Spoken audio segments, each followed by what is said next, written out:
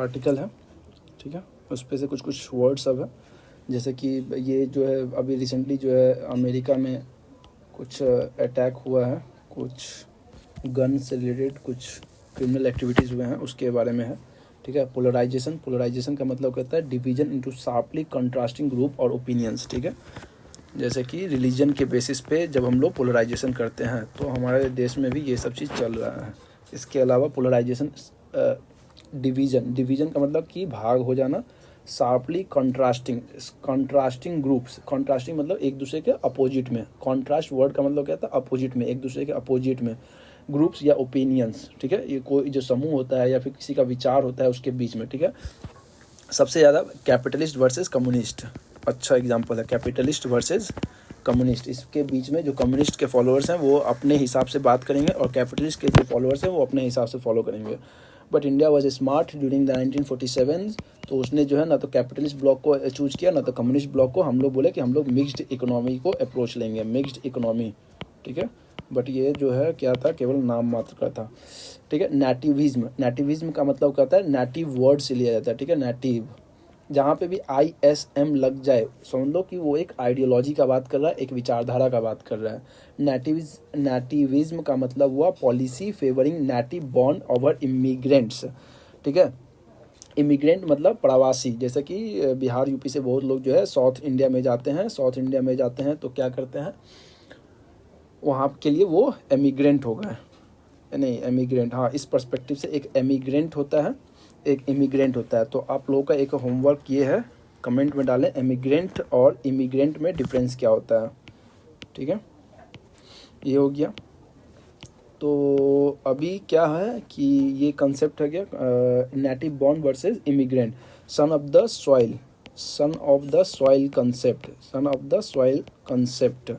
ये कंसेप्ट का मतलब क्या है, ये भी कंसेप्ट का मतलब है कि जो जिस मिट्टी से हैं, ठीक है, जैसे कि हम महाराष्ट्र के हैं तो हम महाराष्ट्र के लोगों को फेवर करेंगे, हम यूपी से हैं तो यूपी के लोगों को फेवर करेंगे, हम बिहार से हैं तो हम बिहार के लोगों को फेवर करेंगे, हम तमिलनाडु से हैं तो तमिलनाडु के लोगों को फेवर करेंगे, हम नागालैंड में हैं तो नागालैंड के नागा लोगों को फेवर करेंगे। तो ये क्या हुआ कि जो नेटिव बॉर्न है उसको फेवर करना, उस कंसेप्ट को बोलते हैं नेटिविज्म।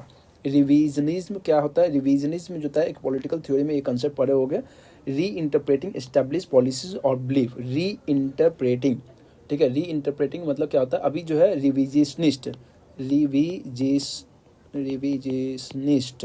ये जो है बोला जाता है कि रसिया और चाइना जो है रिविजिशनिस्ट पॉलिसी को फॉलो कर रहा है।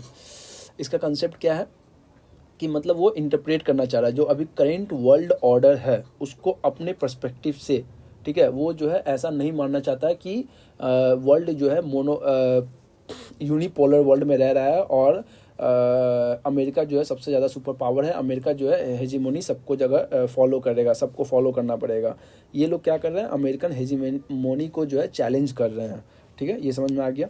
विट्रियोल का मतलब होता है क्रूअल एंड बिटर क्रिटिसिज्म, मतलब कि बहुत ज़्यादा आपको एक तीखा क्रिटिसिज्म करना। क्रिटिसिज्म को हिंदी में क्या बोलेंगे, निंदा करना, गुड, निंदा करना, ठीक है। ये हो गया। बाई पार्टीशनशिप मतलब ना ये वर्ड बहुत ज़्यादा आप लोग सुनते होंगे। ये agreement between two political parties that usually oppose each other, जैसे कि यूएसए में क्या है, यूएसए में एक है रिपब्लिकन पार्टी है और एक डेमोक्रेट्स है। तो जनरली वो लोग जो हैं कि कुछ कुछ पॉलिसी पे जब नेशनल इंटरेस्ट का बात आता है तो वहाँ पे बाई पार्टीशनशिप हो जाता है। इससे पहले मतलब ट्रम्प 2.2 से पहले, ट्रम्प 1.0 में रिपब्लिकन और डेमोक्रेट्स जो है इंडिया के प्रति अभी क्या थे, अभी जो है इसके प्रति क्या थे कि इंडिया के प्रति जो है एक मत थे कि इंडिया को सपोर्ट करना है। बट अभी रिसेंट के टाइम में जो है ट्रम्प सरकार जो है एंटी मोदी जी हैं, खाली मोदी का तारीफ करते हैं but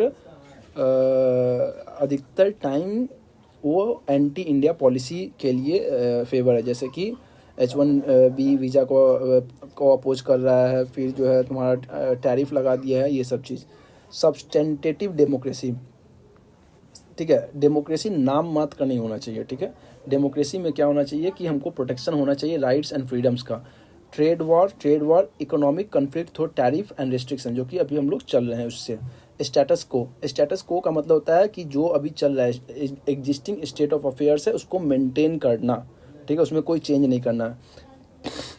at a crossroads, at a critical point where decision must be made, critical point पे जहाँ पे डिसीजन जो है बनाना चाहिए, ठीक है। Bring the shutters down to close off और end possibilities of a dialogue, मतलब डायलॉग बातचीत करना ही नहीं, कन्वर्सेशन करना ही नहीं, खत्म करो।